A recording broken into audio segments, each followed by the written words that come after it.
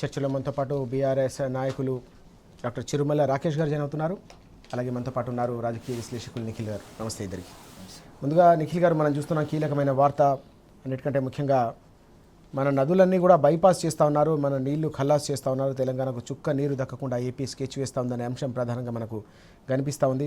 ఇప్పటికే గోదావరి కృష్ణా జలాలకు సంబంధించి ఓవైపు నీటి ప్రవాహం లేకపోవడం, ఎక్కడికక్కడ రైతాంగం అంతా 10% పంట కూడా సాగు కాలేదు తెలంగాణలో. ఈ క్రమంలోనే వైపు రైతులు అల్లాడుతూ ఉంటే మన నిధులను అలాగే నీళ్ళనన్నింటినీ కూడా బైపాస్ చేస్తూ ఉన్నారు, నదులన్నీ కూడా ఏపీకి రాసిస్తూ ఉన్నారనే కీలకమైన వార్తను మనం ఎట్లా చూడాల్సిన అవసరం ఉంది.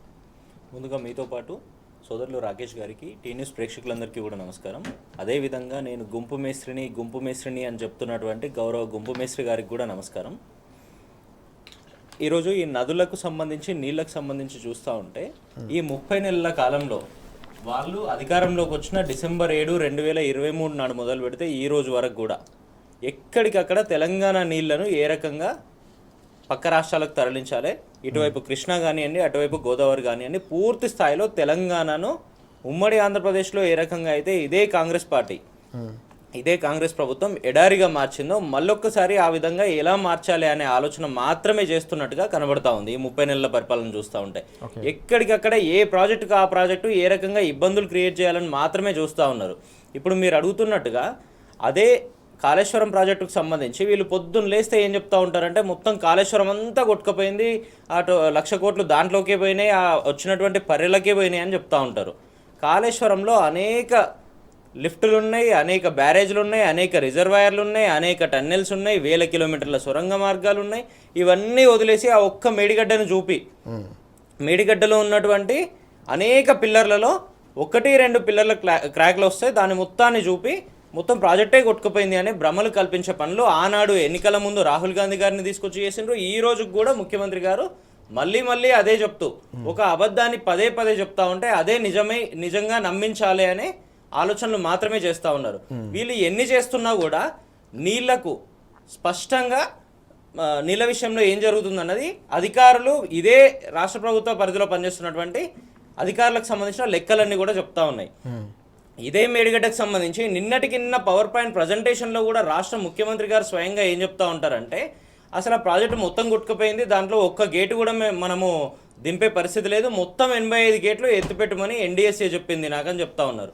ఇక్కడ మరొక విషయం ఏంటంటే ఇదే ఎన్డీఎస్ఏ గురించి గతంలో మనమే అనేక చర్చలు చేసినాము. దేశంలో కానీ రాష్ట్రంలో కానీ అనేక ప్రాజెక్టులు కొట్టుకుపోతా ఉంటే ఇదే ఎన్డీఎస్ఏ రాదు. కానీ కాళేశ్వరం విషయంలో, మేడిగడ్డ విషయంలో, కేసీఆర్ గారిని బదనాం చేసే విషయంలో ఆగమేఘాల మీద ఎన్డీఎస్ఏ అని పిలుస్తూ ఉంటారు. కాంగ్రెస్ పార్టీ అధికారంలోకి వచ్చిన తర్వాత కూలినటువంటి ఎస్ఎల్బీసీ విషయంలో రాదు, ఇదే సుంకిశాల రిటైనింగ్ వాల్ కూలిపోతే రాదు, ఖమ్మంలో పెద్దవాగు కూలిపోతే రాదు, కానీ మేడిగడ్డ విషయంలో మాత్రం ఆగమేఘాల మీద వస్తుంది. సరే రానియండి, అక్కడికి కూడా ఓకే. ఇదే మేడిగడ్డలో ఇదే కన్నెపల్లి పంప్ హౌస్ దగ్గరికి కేటీఆర్ గారు నిన్న మొన్న ఎక్కడికైతే విజిట్ చేసిండ్రో అదే మేడిగడ్డ నుండి మొదటి లిఫ్ట్ ఎక్కడైతే 85 మీటర్ల ఎత్తులో ఉందో నిన్నటికి నిన్న కూడా ముఖ్యమంత్రి గారు మన పవర్ పాయింట్ ప్రజెంటేషన్ ఇస్తున్న సమయంలో కూడా 1,22,000 క్యూసెక్కులు వరద వస్తూ ఉంది. అంటే దాదాపుగా నిన్న ఒక్కరోజు వచ్చినటువంటి వరద 11-11.5 టీఎంసీలు. ఆ విధంగా గత 15-20 రోజుల నుండి దాదాపుగా 7 టీఎంసీలు 8 టీఎంసీలు ప్రతిరోజు వస్తూ ఉంటే కూడా దాన్ని లిఫ్ట్ చేసే అవకాశం ఉన్నా కూడా పూర్తి స్థాయిలో పడవ పెట్టి ఈరోజు ఉత్తర తెలంగాణ పాలిట మరణ శాసనం రాస్తా ఉన్నారు రేవంత్ రెడ్డి గారు అనేది చాలా స్పష్టంగా తెలుస్తూ ఉంది. వారికి రాజకీయంగా కేసీఆర్ గారి మీద కోపం ఉంటే ఆ కసి తీర్చుకోవడానికి, ఆ పగ సాధించడానికి మాత్రమే ఈరోజు రైతులందరినీ ఇబ్బంది పెడతా ఉన్నారు. ఇదే రైతులకు సంబంధించి పెట్టుబడి సాయం ఈ రోజు వరకు పూర్తి స్థాయిలో ఇచ్చినటువంటి పరిస్థితి లేదు. ఈ 30 నెలల కాలంలో అనేక రకాలుగా ఎట్లా ఎగ్గొట్టినరో మనం చూసినాము. రైతులకు సంబంధించి యూరియా ఇచ్చే విషయంలో ఏ రకంగా ఇబ్బందులు పెడతా ఉన్నారో చూసినాము. గత 2 పంటలకు సంబంధించి యూరియా విషయంలో రైతులంతా రోడ్ల మీదకి వచ్చి ఏ రకంగా ధర్నాలు చేసిండ్రు, రాస్తారోకలు చేసిండ్రు మనం చూసినాము, అరిగోసలు పడ్డారు మనం చూసినాము. ఈ రోజు మళ్ళీ కొత్తగా నిర్ణయం తెచ్చిండ్రు, 2 ఎకరాలు ఉన్న రైతుకు 2 బస్తాలు మాత్రమే ఇస్తాము, మళ్ళీ 2 నెలల వరకు ఫర్దర్గా వాళ్ళు అప్లికేషన్ కూడా పెట్టుకునే అవకాశం ఉండదు, అది కూడా యాప్లో మాత్రమే పెట్టుకోవాలి. ఇటువంటి అనేక ఇబ్బందులు క్రియేట్ చేస్తూ ఒక అడుగు ముందుకేసి వ్యవసాయ శాఖ మంత్రి తుమ్మల నాగేశ్వరరావు గారు నిన్న ఇంకో విషయం చెప్పారు. నిన్నగాక మొన్న యాప్ తీసుకొచ్చినాం, ఇప్పుడు దాన్ని మరింత అప్గ్రేడ్ చేసి మొత్తం టెక్నాలజీ అంతా వ్యవసాయ రంగంలోకి తీసుకొస్తాము అని చెప్తా ఉన్నారు. రైతులు నిజంగా కూడా ఏ రకంగా ఇబ్బంది పడతా ఉన్నారు చూసి దాన్ని ఎట్లా సార్ట్అవుట్ చేయాలి అనే ఆలోచనలు పక్కన పెట్టి అటువంటి రైతులకు మరింత ఇబ్బంది కలిగించే విధంగా వీళ్ళే ఆలోచనలు చేస్తూ ఉన్నారు. ఇన్ని చేసి రైతును అన్ని రకాలుగా ఇబ్బందులు పెడుతూ, కరెంటు విషయంలో ఇబ్బంది పెడుతూ, నీళ్ల విషయంలో కేవలం కేసీఆర్ గారిని బదనం చేయాలనే ఆలోచనలో భాగంగా ఇన్ని రకాల కుట్రలకు వీళ్ళు ఈరోజు తెరలేపుతా ఉన్నారు అనేది తెలంగాణ సమాజం అంతా కూడా గమనిస్తూ ఉంది. ఇప్పటికైనా కూడా వీళ్ళే గతంలో ఏదైతే చెప్పినరో మీరు ఒక్కసారి గమనిస్తే ఇదే ప్రభుత్వం ఏం చెప్తుందంటే వీళ్ళు అధికారంలోకి వచ్చిన సంవత్సర కాలం తర్వాత రాష్ట్రంలో ఎమ్మెల్సీగా ఉన్నటువంటి కోదండరామరెడ్డి గారు ఉద్యమంలో అనేక రకాలుగా వారు పనిచేసిండ్రు, విస్తృతమైన అవగాహన ఉంది అని చెప్తా ఉంటారు. ఆ వ్యక్తి స్వయంగా ఎమ్మెల్సీ హోదాలో మన కౌన్సిల్ హాల్లో అడిగితే నీళ్ల మంత్రి ఉత్తమ్ కుమార్ రెడ్డి గారు ఇచ్చినటువంటి రిపోర్ట్ ఇది. ఈ రిపోర్ట్ లో ఏం చెప్తారు అంటే మేడిగడ్డ మీరు కొట్టుకపోయింది అని చెప్తా ఉన్నారు కదా, అదే విధంగా అన్నారం సుందిల్లా కూడా కొట్టుకపోయే అవకాశం ఉందని మీరు చెప్తా ఉన్నారు కదా, నిజంగా దాంట్లో ఏమైనా తప్పులు జరిగితే మీరు గుర్తించినరా అంటే లేదు అటువంటి పరిస్థితి ఏమీ లేదు, 2 బ్యారేజ్లు అన్నారం సుందిల్లా ఫుల్ ఇంటాక్ట్ గా ఉన్నాయి, చిన్న ఇబ్బంది కూడా లేదు అని స్వయంగా ఉత్తమ్ కుమార్ రెడ్డి గారు సంతకం పెట్టించినటువంటి రిపోర్ట్ ఇది మీరే చెప్తారు. ఇంకోటి ఇదే కాళేశ్వరం మొత్తం కొట్టుకుపోయింది అని చెప్తున్నటువంటి వీళ్ళ ప్రభుత్వంలో మెదక్ జిల్లాకు ఉమ్మడి మెదక్కు ఇన్ఛార్జ్ మంత్రిగా ఉన్నటువంటి కొండా సురేఖ గారు రంగనాయక్ సాగర్ కట్ట మీద నిలబడి నీళ్లు విడుదల చేస్తూ నేను ఇప్పుడు విడుదల చేస్తున్నటువంటి నీళ్ళ ద్వారా 1,00,000 ఎకరాలకు నీళ్ళు వస్తాయి అని చెప్తా ఉంటారు. ఈ రంగనాయక్ సాగర్ ప్రాజెక్ట్ ఎక్కడి నుంచి వచ్చిందండి? కాళేశ్వరంలో భాగం కాదా? ఇదే విధంగా అనేక ప్రాజెక్టుల నుండి అనేక రిజర్వాయర్ల నుంచి వీళ్ళే నీళ్లు విడుదల చేస్తూ గతంలో మొత్తం కాళేశ్వరం కొట్టుకుపోయిందని పబ్లిక్ డొమైన్కి వచ్చి చెప్తా ఉంటారు. రేవంత్ రెడ్డి గారు ఇంకో అడుగు ముందుకేసి ఏం చేస్తా ఉన్నారు? ఇదే కాళేశ్వరంలో భాగమైనటువంటి మల్లన్న సాగర్ విషయంలో గతంలో ప్రతిపక్షంలో ఉన్ననాడు అనేక అబండాలు కేసీఆర్ గారి మీద, ఆనాడు ముఖ్యమంత్రి గారి మీద మోపి ఈరోజు ఏం చేస్తా ఉన్నారు? అదే మల్లన్న సాగర్ నుండి హైదరాబాద్ కు నీళ్లు తీసుకురావడానికి కొబ్బరికాయలు కొడుతూ ఇచ్చినటువంటి జీవో ఇది. 7,000 కోట్లతో ఇదే మల్లన్న సాగర్ నుండి మేము హైదరాబాద్ నగరానికి దాహార్తిని తీర్చడానికి నీళ్లు తీసుకొస్తాము అని చెప్పారు. అదే మల్లన్న సాగర్ కూడా కాళేశ్వరంలో భాగమే కదా. మీరు చెప్తున్న విధంగా కాళేశ్వరం మొత్తం కొట్టుకపోతే 1,00,000 కోట్లు వచ్చినటువంటి పర్యలకే పోతే మరి ఈ జీవోలన్నీ ఏ కాంట్రాక్టర్ల జేబులు నింపడానికి ఇస్తా ఉన్నారు అనేది ఒక్కసారి ఆలోచన చేయాలి. ఇది కూడా పక్కన పెడుతూ ఆ కొట్టుకపోయింది సరే మేము వచ్చిన క్రాక్స్ వచ్చినటువంటి ఆ 2 పిల్లర్లను రిపేర్లు చేస్తాము అని చెప్పి వాళ్ళు అఫీషియల్ గా నోటిఫికేషన్ ఇచ్చిండ్రు ఈ రిపేర్లకు సంబంధించి కాంట్రాక్టర్లు ముందుకు రావాలని. ఈ నోటిఫికేషన్ ఇచ్చి కూడా సంవత్సర కాలం గడుస్తా ఉంది కదా, ఈ రోజు వరకు అతి ఎందుకు లేకపోయింది? నిజంగానే రిపేర్ చేసే అవకాశం లేదు అని నిన్న ప్రెజెంటేషన్ లో కూడా మీరు చెప్తా ఉంటే ఈ నోటిఫికేషన్ ఏ కాంట్రాక్టర్ల జేబులు నింపడానికి ఇచ్చిండ్రో సమాధానం చెప్పాల్సిన అవసరం ఉంది.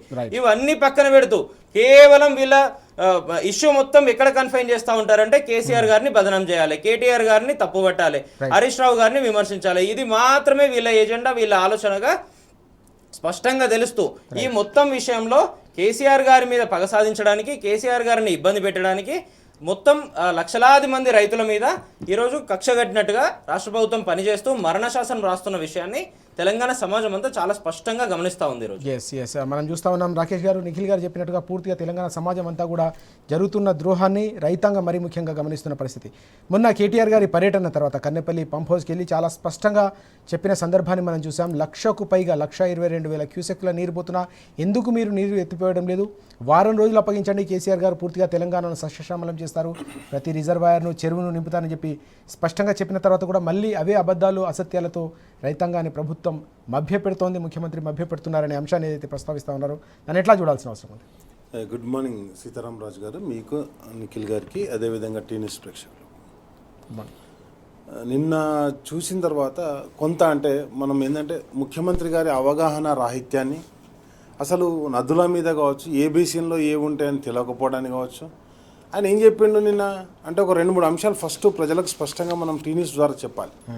ఒకటి, గోదావరి బెడ్లో అంటే గోదావరి నది గర్భంలో ఉన్నటువంటి బ్యారేజీలు 3 బ్యారేజీలు, అన్నారం, సుందిల్లా, అంటే ఫస్ట్ మేడిగడ్డ తర్వాత అన్నారం తర్వాత సుందిల్లా, దానిపైన ఎల్లంపల్లి ప్రాజెక్టు, అక్కడ వరకు గోదావరి బెడ్లో ఉన్నాయి. అంటే ఎస్ఆర్ఎస్పి తర్వాత ఉన్నటువంటి 3 ఇవి. ఇక్కడ ఎప్పుడైతే గోదావరిలో ఎల్లంపల్లి ప్రాజెక్టులో నీళ్ళు ఎంత ఎవరన్నా నెట్ల కొట్టుకొని చూసుకోమన్నారు. మనం ఉత్తగా మాట్లాడి వేస్ట్. ఎవరన్నా టీవీ చూసే ప్రేక్షకులకు ఎవరికి కానీ తెలంగాణ బిడ్డలకు ఎవరైనా ఎల్లంపల్లి ప్రాజెక్టులో నీళ్ళు ఎన్ని ఉన్నాయి, ఎందుకంటే ప్రాజెక్ట్ డిస్ప్లే ఉంటాయి కదా. అదేవిధంగా మిడ్ మానేర్లో ఎన్ని నీళ్ళు ఉన్నాయి, లోవర్ మానేర్లో ఎన్ని నీళ్ళు ఉన్నాయి. మొన్ననే పోయి గంగల కమలాకర్ అన్న క్రికెట్ ఆడొచ్చింది, అంటే వాటర్ లేనటువంటి పరిస్థితి. అదే కన్నెపల్లి దగ్గర నిన్న కేటీఆర్ గారితో మొన్న ఆదివారం రోజు మేమందరం పోయినాం. అడిగి మొత్తం ఎక్కడికక్కడ మమ్మల్ని చెక్ పోస్టులు పెట్టి కేటీఆర్ గారిని అడ్డుకున్నా కానీ తెలంగాణ ప్రజలకు నీళ్ళు ఎట్లా పోతున్నాయో చూపించడానికి ఇప్పుడు మనకు లైవ్లో కూడా అక్కడ ఉన్నటువంటి నీళ్ళు ఏవైతే ఉన్నాయో ఆ నీళ్లు పోతున్నాయి ఏంటంటే 1,00,000 క్యూసెక్లు, అంటే 1,00,000 కాదు 1,00,000 కంటే ఎక్కువ క్యూసెక్లు పోతున్నాయి. అంటే నాకున్న అంటే నేను ఇరిగేషన్ డిపార్ట్మెంట్లో ఇంజనీర్గా పనిచేసిన, నాకున్న నాలెడ్జ్లో అక్కడ దాదాపుగా ఇప్పుడు 12 TMCల వాటర్ పోతున్నాయి. మన కెపాసిటీ జనరల్గా ఏంటంటే డైలీ 2 TMCలే ఎత్తచ్చు. మనం 2 TMCలు ఎట్లా ఎత్తచ్చు? మరి గేట్లు పెట్టలే కదా, గేట్లు పెట్టడానికి అవసరం లేదు. ఏదైతే దేవాదుల గతంలో కట్టి వరద వచ్చినప్పుడు ఎట్లయితే ఎత్తిపోయొచ్చు అన్నారో అట్లనే ఇప్పుడు ఇక్కడ కన్నెపల్లి పంప్ హౌస్ దగ్గర ఉత్త గేట్లు పెడతాయి. పంప్ హౌస్ గేట్లు లోపట్టుకుంటాయి, గోదావరి నుంచి వెళ్ళి ఒక 1-2 కిలోమీటర్స్ దూరంలో ఉంటుంది. అది ఆ డైరెక్ట్ వాటర్ దాంట్లోకి వెళ్ళిపోతుంది.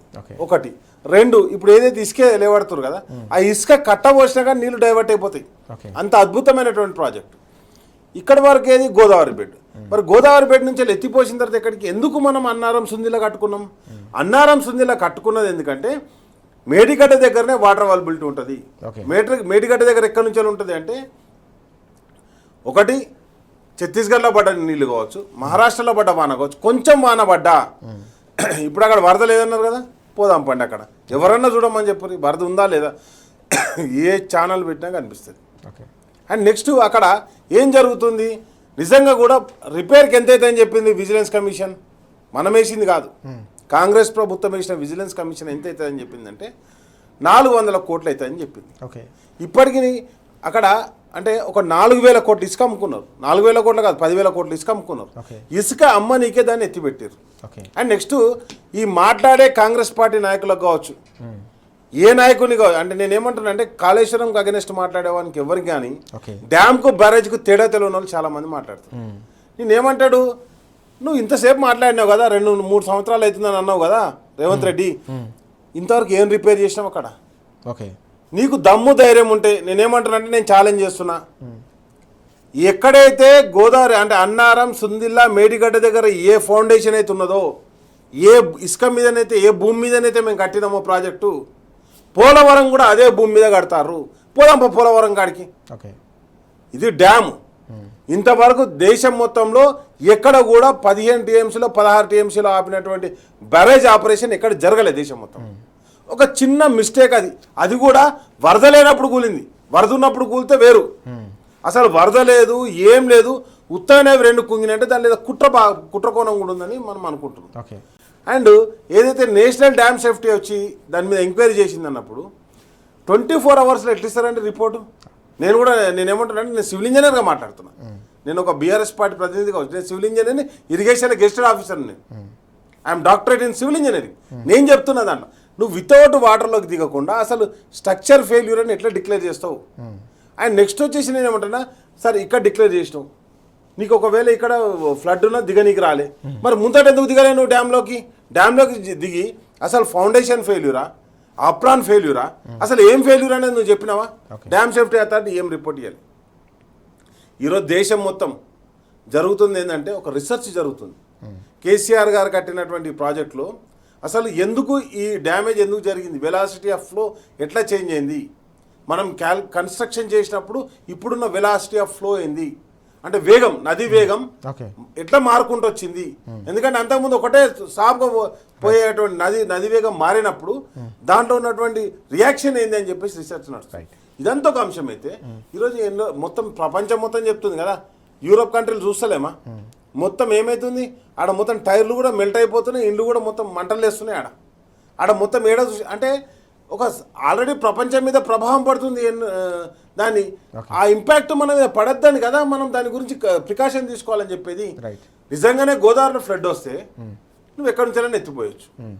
గోదావరిలో ఎక్కడ లేదు, ఓన్లీ ప్రాణహిత దగ్గరనే ఉన్నదని కేసీఆర్ గారు ఐడెంటిఫై చేసి దాన్ని ఎత్తిపోతుంది. సరే నువ్వు అన్నావు కదా నిన్న ప్రెస్ మీట్ మాట్లాడేటప్పుడు డ్యామ్ సేఫ్టీ అథారిటీ ఇచ్చినట్టు వాప్కో సంస్థ కూడా కేంద్ర ప్రభుత్వ సంస్థనే, అది కూడా ఇచ్చినటువంటి రిపోర్ట్. మరి ఆ కేంద్ర ప్రభుత్వ సంస్థ ఇచ్చినటువంటి రిపోర్ట్ నమ్మడట, కానీ ఈ రిపోర్ట్ని నమ్ముతా అంటారు. అండ్ నెక్స్ట్ వచ్చేసి ఎప్పుడు మన కేటీఆర్ గారు స్పష్టంగా చెప్పారు, బీజేపీ పార్టీ చెప్పింది ఏది పట్టించుకోడట కానీ ఇది ఒకటే పట్టించుకుంటాడట. అండ్ ఇంకొక మాట, సరే నువ్వు ఎక్కడ కూడా లిఫ్ట్ ఇరిగేషన్ లేవను, మరి జిల్లాల మహబూబ్నగర్ జిల్లాల కొడంగల్ లిఫ్ట్ ఇరిగేషన్ ఎందుకు పెట్టావు అంటే నువ్వు ఉత్తగానే నాలా దింపగానే నీళ్ళొస్తాయని చెప్పినని కలవకుర్తి, నెట్టెంపాడు, భీమా, కోయిల్ సాగరు ఇవన్నీ కూడా లిఫ్ట్ ఇరిగేషన్లే కదా. లిఫ్ట్ ఇరిగేషన్ కొత్తగా పెట్టినాయి కాదు తెలంగాణలో. తెలంగాణ అద్భుతమైనటువంటి డక్కన్ పీఠభూమి. మీకు ప్రపంచం మొత్తంలో ఫ్లడ్ క్యాల్కులేషన్కి ఒక ఫార్ములా ఉంటే ఇక్కడ మాత్రం సర్ఫర్జంగ్ క్యాల్కులేషన్ అని చెప్పి సపరేట్ క్యాల్కులేషన్ ఉంటుంది. అంటే ఫార్ములా డిఫరెంట్ ఉంటుంది, ఎందుకంటే ఇక్కడ ఉన్నటువంటి వెలాసిటీ క్యాల్కులేట్ చేయడానికి. కాబట్టి ఇవన్నీ ఉన్నాయి తెలంగాణ. ఆ విషయం తెలియదు నాకు, తెలియదు అన్న విషయం కూడా వాళ్ళకి తెలియదు. ఒకటే తెలుసు ఏంటంటే ఇసుక అమ్ముకోవాలి, అదేవిధంగా ఈ భూములు అమ్ముకోవాలి, ఇవి మాత్రమే. మరి ఈ 2.5 ఏళ్ళకి నువ్వు ఎంత అక్కడ పని చేసినావు. నేనేమంటున్నా, కేసీఆర్ గారిని ఛాలెంజ్ చేస్తున్నాను కదా ఈయన తెలివికి, కేసీఆర్ గారిని కాదు. నేనేమంటున్నా అంటే మీ దగ్గర నుంచి ఎవరు ఇంజనీర్ని పంపి నేనే వస్తాం, మేమే వస్తాం, మేము ఒక ఇంజనీర్ల బృందం వస్తాం. మేము ఓన్లీ గ్రౌటింగ్ తోటి. ఇంకొక మాట చెప్తున్నాండి, వీళ్ళకి గ్రౌటింగ్ అంటే తెలియదు, దాన్ని ఎట్లా రిపేర్ చేయాలో కూడా తెలియదు. ఎవ్రీ నాగార్జున సాగర్ కావచ్చు, శ్రీశైలం కావచ్చు, లేకపోతే ఎస్ఆర్ఎస్పి కావచ్చు, ప్రతి ఒక్క డ్యామ్కు రెగ్యులర్గా అన్సీజన్లో గ్రౌటింగ్ నడుస్తుంది. ఆ గ్రౌటింగ్ కూడా చేపించకుండా, ఆ రిపేర్ ఏం చేపించకుండా ఒకటే ఏంటంటే కేసీఆర్ గారి మీద దుమ్మెత్తిపోయాలి. సరే నువ్వు ఇక్కడికి చెప్పినావు 1,00,000 కోట్లు అయిందంటే 3 బ్యారేజీలు కలుపుకుంటే 1,200 కోట్లు. సరే 12,000 కోట్లు 3 బ్యారేజీలు కలిపితే ఆ రోజు ప్రజెంట్ లెక్క. నేను ఇప్పుడు అంటున్నా అది అయిపోయిన తర్వాత మిడ్ మానేర్ ఎల్లంపల్లి నుంచి వెళ్ళి మిడ్ మానేర్ నుంచి వెళ్ళి నువ్వు అనంత సాగర్ కావచ్చు, అంటే నేనేమంటున్నా అంటే రంగనాయక సాగర్ కావచ్చు, మల్లన్న సాగర్ కావచ్చు, కొండపోచమ్మ కావచ్చు, ఇవన్నీ ఎత్తిపోయానికి ఒక్క మల్లన్న సాగర్కే 23,000 ఎకరాలు తీసుకున్నాం. ఆ ఉత్తగానే ఇస్తారా భూమి? మల్లన్న సాగర్ తీసుకుంటుంది. అన్ని ఏవైతే ప్రాజెక్టు నిర్మాణం చేసినా వాటి అన్నిటికీ భూమి ల్యాండ్ అక్వేషన్ చేయనా చేయద్దా? అవన్నీ చేసిన తర్వాత ఈ ఖర్చు ఏడికేం చేయింది. ఇప్పుడు నువ్వు వాడతలేవా? మల్లన్న సాగర్ నుంచి కాకపోతే హైదరాబాద్ నీళ్ళు ఎట్లా తీసుకొస్తా అంటున్నావు? అంటే అది కాళేశ్వరం ప్రాజెక్టులో అంతర్భాగమే కదా, అక్కడికి వాటర్ వస్తుంది కదా. దానికైనా ఒక 3 సోర్సెస్ పెట్టిండు కేసీఆర్ గారు. ఒకటి ఎస్ఆర్ఎస్పి ఫ్లడ్ ఫోర్ కెనాల్, అది కాకపోతే ఎల్లంపల్లి, అది కాకపోతే మేడిగడ్డ. అంటే మనం మల్టీ సోర్సెస్ పెట్టుకున్నాం. సరే మరి ఈ నీళ్ళన్నీ ఆపుతలేడు, ఎవరికి లాభం అంటే మనము లోపట్టుకుంటాం. ఎవరైనా కృష్ణ దగ్గర కావచ్చు, గోదావరి దగ్గర కావచ్చు పోయి చూస్తే, ఇప్పుడు మనం గద్వాల ముఖానం పోతుంటే అంటే మహబూబ్నగర్ జిల్లాకు పోతుంటే ఆడ కృష్ణ లోపట్టుకుంటుంది. అదే మీరు విజయవాడకు పోయేసరికి కరకట్టలు వస్తాయి, దాని చుట్టూ కట్ట పోస్తారు. ఎందుకంటే భూమి నది సమానంగా పోతుంటుంది ఆంధ్రాలో. ఇప్పుడు మనం కంపల్సరీ ప్రాజెక్టు కట్టుకోవాలి, కానీ నీళ్ళని ఎడిగిపోతున్నాయి. నీళ్ళని చక్కగా చంద్రబాబు నాయుడు ఎత్తిన వస్తుండే, ఎందుకంటే వాళ్ళ గురువును కాపాడుకోనికి. ఈ డ్రాట్ సిచ్యువేషన్లో వాళ్ళకి నీళ్ళు ఇస్తే ఆ ప్రభుత్వం మంచుకుంటుంది, కానీ ఇక్కడ తెలంగాణ ప్రజలకు ఏమైనా కానీ వాళ్ళకి పట్టలేదు. కాబట్టి ఈ రోజు నీళ్ళు ఎత్తిపోసుకునే పరిస్థితి ఉన్నా అక్కడ 1,00,000 కాదు 1,00,000 కంటే ఎక్కువ పోతున్నాయి. 1,30,000 క్యూసెక్ల నీళ్లు పోతున్నా ఆ నీటిని ఆపకుండా నీటినంతటి కూడా ఆంధ్రాకు పోయే విధంగా కుట్రలు చేస్తున్నారు. ఇది సరైన పద్ధతి కాదు. నేను ఒకటే చెప్తున్నా, అది అక్కడ మంత్రి శ్రీధర్ బాబు గారు కావచ్చు, రేవంత్ రెడ్డి గారు కావచ్చు, ఉత్తమ్ కుమార్ రెడ్డి గారు కావచ్చు, వీళ్ళందరికీ నేను ఏం విజ్ఞప్తి చేస్తున్నా, తెలంగాణ బిడ్డలుగా ఈ ప్రాంతాన్ని కాపాడాల్సిన ఆవశ్యకత మీ మీద ఉంటుంది. ఎందుకంటే గోదావరి పరివాహక ప్రాంతాన్ని మొత్తాన్ని కూడా తరలించకపోయేటువంటి పరిస్థితి. గోదావరి పరివాహక ప్రాంతంలో చాలా మంది మంత్రులు ఉన్నారు. అది శ్రీధర్ బాబు గారు కావచ్చు, లక్ష్మణ్ కుమార్ గారు కావచ్చు, సీతక్క కావచ్చు, వివేక్ కావచ్చు. అంటే నేనేమన్నా ఇక్కడి నుంచే అక్కడి దాకా భట్టి గారు కావచ్చు, అండ్ నెక్స్ట్ వచ్చేసి తుమ్మల గారు కావచ్చు, పొంగులేటి గారు, ఇంతమంది మంత్రులు ఉన్నటువంటి నదీ పరివాహక ప్రాంతాన్ని వృధాగా నీళ్ళని సముద్రంలో పోతుంటే, ఆంధ్రాకి తరలిపోతుంటే కనీసం మాట్లాడకపోతే తెలంగాణ బిడ్డలు ఏ రోజు కూడా మిమ్మల్ని యాక్సెప్ట్ చేయరు, సహించరు. అండ్ నెక్స్ట్ వచ్చేసి కేసీఆర్ గారికి ఇస్తా అంటున్నావు కదా, కేసీఆర్ గారు ఎందుకండి దానికి 2 పిల్లర్లు గంత పెద్ద ప్రాజెక్టే కానీ 2 పిల్లర్ల రిపేర్కి నీకు శాతనైతేలేని చెప్పు. సలాకింత పెడతారు, ఇసుకింత ఎత్తారు, సిమెంట్ సలాక పెడతారు. దాంట్లో ఏం సలాక పెడతారు? 90 mm పెడతారు. ఏం తెలివి, ఏం మాట్లాడుతున్నావు? ఒక ముఖ్యమంత్రివేనా నువ్వు? అది మాట్లాడే పద్ధతేనా అది? కాబట్టి ఒకటే చెప్తున్నా, కేసీఆర్ గారిని తిట్టాలి, కేటీఆర్ గారిని తిట్టాలి, హరీష్ రావు గారిని తిట్టాలి. ఈ ముగ్గురిని తిట్టడం తప్పితే ఇంకో పని పెట్టుకోలే. అబద్ధాలను పదే చెప్పడం ద్వారా ఏదో ప్రజలు నమ్మిద్దామని కుట్ర చేస్తారు. గోదావరిలో నీళ్ళెన్ని పోతున్నాయి ప్రతి ఒక్కరికి తెలుసండి. మనం చూస్తా ఉన్నాం గోదావరి ప్రవాహం ఎంత పోతుందో రైతాంగం అంతా కూడా గమనిస్తూ ఉన్నారు. ఏపీకి సంబంధించి గోదావరి జలాలన్నిటిని కూడా రాసిచ్చేసి తెలంగాణ రైతుల నెత్తిన పూర్తిగా శటగోపం పెడుతుంది ఈ ప్రభుత్వం, పూర్తిగా సంక్షోభంలోకి వ్యవసాయాన్ని నెడుతుందని చెప్పేసి రాకేష్ గారు అలాగే నిఖిల్ గారు కూడా మండిపడుతున్న పరిస్థితి మనకు కనిపిస్తుంది. నిఖిల్ గారు వాస్తవానికి కేటీఆర్ గారు చాలా సూటిగా ప్రశ్నించారు. కన్నేపల్లి వద్ద పెద్ద ఎత్తున నదీ ప్రవాహం ఉంది, మేడిగడ్డలో బ్యారేజీలతో మేడిగడ్డ బ్యారేజీలోని గేట్లతో నిమిత్తం లేకుండా కూడా మీరు ఎత్తిపోయవచ్చు, వారం రోజులు మాకు అప్పగించండి, కేసీఆర్ గారు పూర్తిగా తెలంగాణలోని ప్రతి రిజర్వాయర్ను ప్రతి చెరువును నింపి చూపిస్తారని చెప్పేసి సూటిగా అడిగిన ప్రశ్నకు సమాధానం చెప్పకుండా మళ్ళీ అబద్ధాలు అసత్యాలనే నమ్ముకొని తెలంగాణ ప్రజలని తెలంగాణ రైతాంగాన్ని మోసం చేసే కావచ్చు మభ్యపెట్టే ఈ ప్రయత్నాన్ని ఎట్లా చూడాల్సిన అవసరం ఉంది? అయితే రేవంత్ రెడ్డి గారు ముఖ్యమంత్రి అయిన తర్వాత 4-5 సార్లు పబ్లిక్ డొమైన్లోనే అధికారులకు సంబంధించిన రివ్యూలో మీడియా అంతా ఉంటుండగానే స్వయంగా తాను పుట్టి పెరిగినటువంటి నల్లమల ఎక్కడుంటుంది అని అడిగినరు. రివ్యూ చేస్తూ ఇరిగేషన్కి సంబంధించి దేవాదుల ఏ బేసిన్లో ఉంటుంది అని అడిగినరు. దాన్ని బట్టి మనం అర్థం చేసుకోవచ్చు రేవంత్ రెడ్డి గారికి, రాష్ట్ర ముఖ్యమంత్రి గారికి ఇరిగేషన్ మీద ఉన్నటువంటి నాలెడ్జ్ ఏంది, నదుల మీద నీళ్ళ మీద ఉన్నటువంటి అవగాహన ఎంత అనేది చాలా స్పష్టంగా అర్థమైంది. అయితే దాంట్లో భాగంగానే కేటీఆర్ గారు కూడా అడుగుతున్నట్టుగా ఇదే మేడిగడ్డ నుండి మీరు ఇప్పుడు అడుగుతున్నట్టుగా అక్కడ ఉన్నటువంటి నీటి ప్రవాహం, నదీ ప్రవాహానికి సంబంధించి చూస్తే ఇప్పుడు ఈ సమయానికి ఈ 8 గంటలకు కూడా 125,000 క్యూసెక్కుల నీళ్లు పోతా ఉన్నాయి. నేను ఇప్పుడే చెక్ చేసిన డేటా అంతా కూడా 125,000 క్యూసెక్కులు అంటే దాదాపుగా 12 టీఎంసీల నీళ్లు పోతా ఉన్నాయి. అయితే ఈ నీళ్లు ఎక్కడ పోతా ఉంటాయి అంటే మేడిగడ్డ అనే బ్యారేజ్ కట్టింది మనము 85 మీటర్ల ఎత్తులో కట్టినాము. దానికి సంబంధించి 100 మీటర్ల ఎత్తు వరకు దాన్ని స్టోర్ చేసే అవకాశం ఉంటుంది. ఈ రోజు పోతున్నటువంటి నీళ్లు మొత్తం 85 గేట్లు ఓపెన్ చేసిన తర్వాత కూడా 90-92 మీటర్ల ఎత్తులో పోతున్నట్టుగా ఇరిగేషన్ లెక్కలు చాలా స్పష్టంగా ఇప్పుడు కూడా చెప్తున్నాయి. ఈ సమయానికి కూడా అంటే మీరు డైరెక్ట్ గా ఏ గేటు క్లోజ్ చేయకుండా కూడా, ఏ గేట్లు దించకుండా కూడా, ఆ రిపేర్లు కూడా చేయకపోతే ఇదే 90-92 మీటర్ల ఎత్తు నుండి డైరెక్ట్ గా నీళ్ళు ఎత్తే అవకాశం ఉంది. అయినా కూడా ఇంటెన్షనల్ గా ఎత్తలేకపోతా ఉన్నారు అంటే చాలా స్పష్టంగా తెలంగాణ మొత్తాన్ని ఎడారి చేసే ఆలోచన, ఉత్తర తెలంగాణను ఎడారి చేసే ఆలోచన, ఆ విధంగా చేయడం ద్వారా కేసీఆర్ గారిని తప్పుగా చిత్రీకరించే ఆలోచన మాత్రమే చేస్తూ ఉన్నారు. ఇప్పుడు సరే ఇదంటే మీరు ఎత్తలేకపోతా ఉన్నారు. ఇదే కాంగ్రెస్ పార్టీ రేవంత్ రెడ్డి గారు పొద్దున్న లేసే చెప్తా ఉంటారు కదా, ఆనాడు మేము శ్రీశైలం కట్టినాము, నాగార్జున సాగర్ కట్టినాము, SRSP కట్టినాము అని. ఇవన్నీ చూస్తూ ఉంటే 70 ఏళ్లలో మీరు 3 ప్రాజెక్టులు కట్టగలిగితే 10 సంవత్సరాల కాల పరిమితిలో కేసీఆర్ గారు 10ల సంఖ్యలో రిజర్వాయర్లు ఏ రకంగా నిర్మాణం చేసిండ్రు, బ్యారేజ్లు ఏ రకంగా నిర్మాణం చేసిండ్రు, వేలాది కిలోమీటర్లు టన్నెల్స్ ఏ రకంగా తవ్విండ్రు, పంట కాలువలు ఏ రకంగా తవ్విండ్రు, వీటి మీద ఈరోజు చర్చ పెట్టే ఆలోచన రేవంత్ రెడ్డి గారికి ఆ దమ్ము ధైర్యం ఉందా అనేది ఒక్కసారి ఆలోచన చేయాలి. అయితే ఇదే రేవంత్ రెడ్డి గారు చెప్తున్నటువంటి ఈ అన్ని ప్రాజెక్టులకు సంబంధించి చూస్తే కూడా ఈ రోజు పొద్దున ఈ సమయానికి ఉన్నటువంటి డేటా ప్రకారం ఇదే ఎల్లంపల్లి నుండి మేము నీళ్లు తీసుకురాగలుగుతాము, తెస్తాము అని అనేక రకాలుగా గప్పాలు కొట్టినారు కదా ఇంతకుముందు. అదే ఎల్లంపల్లిలో ఈ రోజుకు ఉన్నటువంటి స్టోరేజ్ కెపాసిటీ, ఎల్లంపల్లి మొత్తం స్టోరేజ్ 20 టీఎంసీలు అయితే కేవలం 8 టీఎంసీలు మాత్రమే ఈ రోజు ఎల్లంపల్లిలో ఉన్నాయి.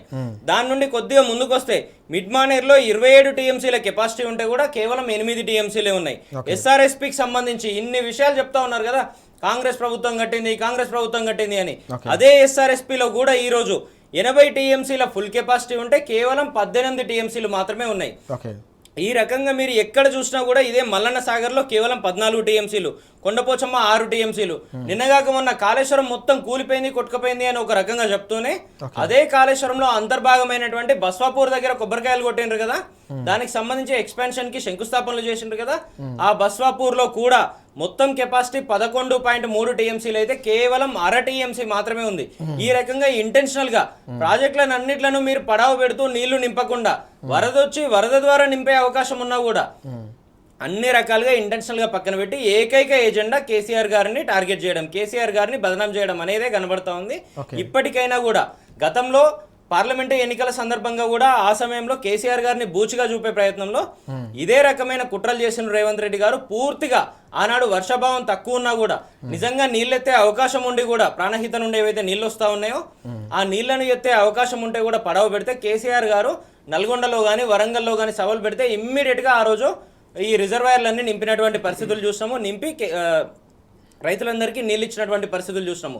ఈ రోజు కూడా మీరు ఇమ్మీడియట్ గా కేటీఆర్ గారు అడుగుతున్నట్టుగా ఈ స్టోరేజ్ కెపాసిటీ అంతా ఫిల్ చేయకపోతే, ఈ రిజర్వాయర్లన్నీ నింపకపోతే, ఆ నీళ్లు ఎత్తకపోతే, రైతులను ఇబ్బంది పెడితే 100% వేలాది మంది రైతులను తీసుకొని ఈరోజు ప్రతిపక్షంగా కేటీఆర్ గారి నాయకత్వంలో, కేసీఆర్ గారి నాయకత్వంలో రైతులంతా కూడా రోడ్ల మీదకి వచ్చే పరిస్థితి ఉంటుంది. రేవంత్ రెడ్డి గారు గతంలో తెలంగాణ ఉద్యమం సమయంలో ఏ రకంగా అయితే నీళ్ల కోసం ఇబ్బందులు పడి రైతులంతా రోడ్ల మీదకి వచ్చిండ్రో ఈ రోజు మళ్ళొక్కసారి ఉద్యమాన్ని చూసే పరిస్థితులు వస్తాయి రేవంత్ రెడ్డి గారు. దాని ద్వారా రాష్ట్రానికి సంబంధించి కానీ రాష్ట్ర ప్రతిష్టకు సంబంధించి కానీ అనేక రకాలుగా ఇబ్బంది వచ్చే పరిస్థితి ఉంటుంది. ఇమ్మీడియట్గా ఇన్ని రకాల అవకాశాలు ఉన్నప్పుడు టెక్నికల్ విషయాలు రాకేష్ గారు కూడా అనేక విషయాలు చెప్పిండ్రు.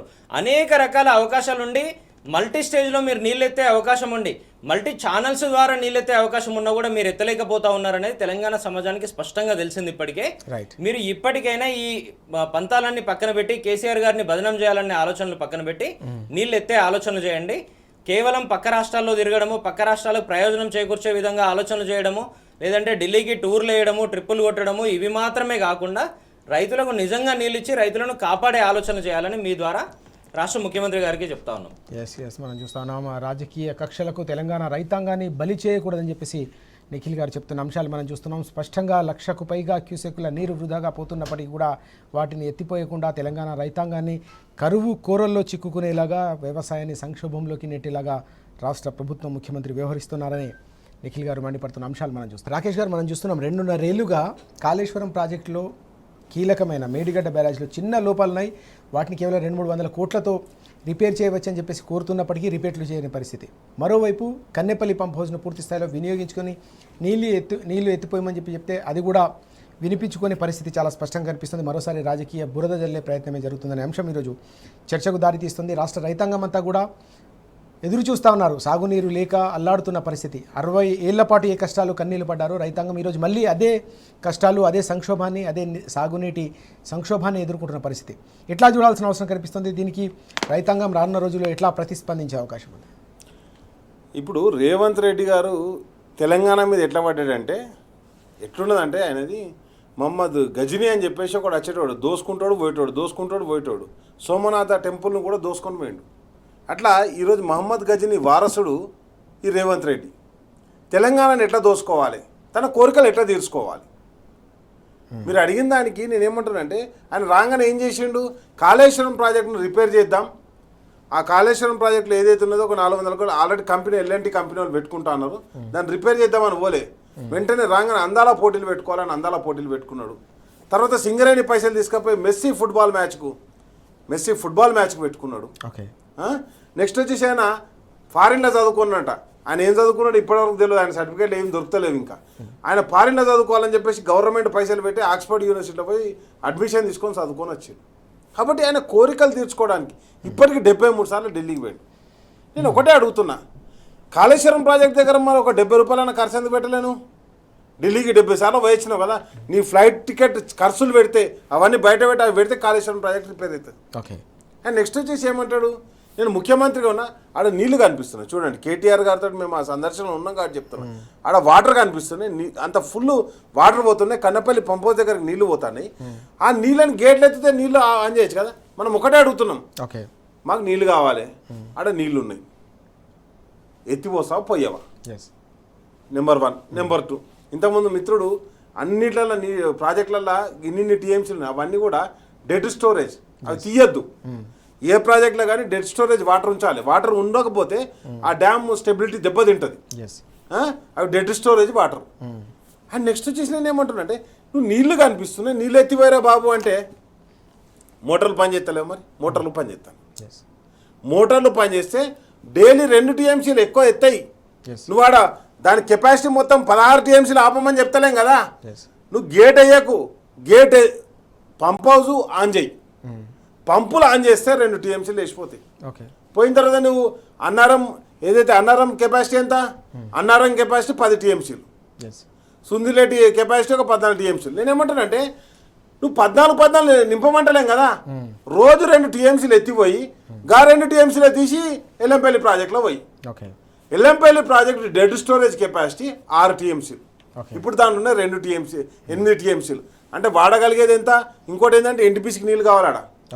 ఎన్టీపీసీలో పవర్ జనరేషన్ చేయాలంటే ఏదైతే ఉన్నదో మనకు ఎల్లంపల్లి ప్రాజెక్టులో నీళ్లు ఉండాలి.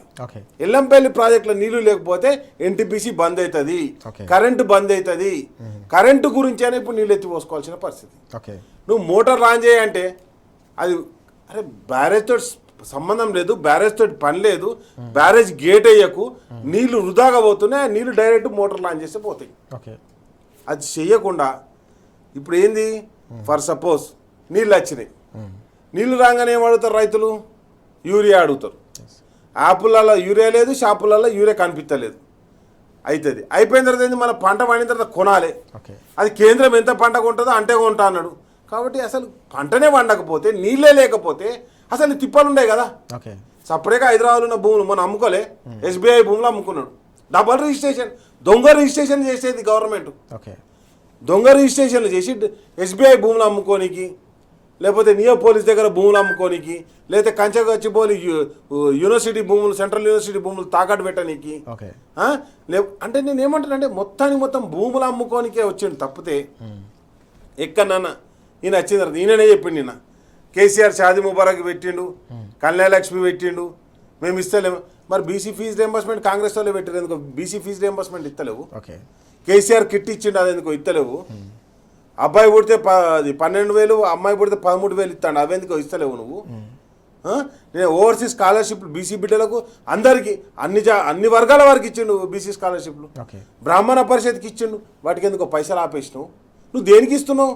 రైతు బంధు, రైతు బంధు కేసీఆర్ గారే పెట్టిర్రు. నువ్వు 15,000 ఇస్తాను, దాన్ని 2,000 కల్పిస్తున్నా అని చెప్తున్నావు. ఆ 2,000 కూడా ఇచ్చినా లాస్ట్ సీజన్లో 2 ఎకరాలకు ఇచ్చినా ఎక్కువట్టినావు. మొత్తం 6, అంటే ఇప్పటికి 6 క్రాప్లకు ఇవ్వాల్సి వస్తే 4 క్రాప్లు ఎక్కువ నువ్వు. నేను ఏమంటాను అంటే ఇస్తలేవు, నువ్వు పైసలు ఇస్తలేవు. అండ్ నెక్స్ట్ వచ్చేసి ప్రతి ఒక్కటి ఏమంటుండు అంటే మీకు ఫుల్ ఫ్లెడ్జ్ ఎక్కడ కూడా ఇవ్వట్లేదు.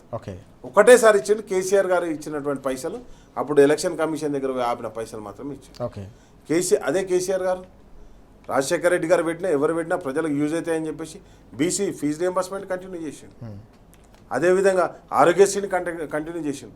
ఈయన రాగానే ఏం పని చేసిండు? పేర్లు చేంజ్ చేయాలి.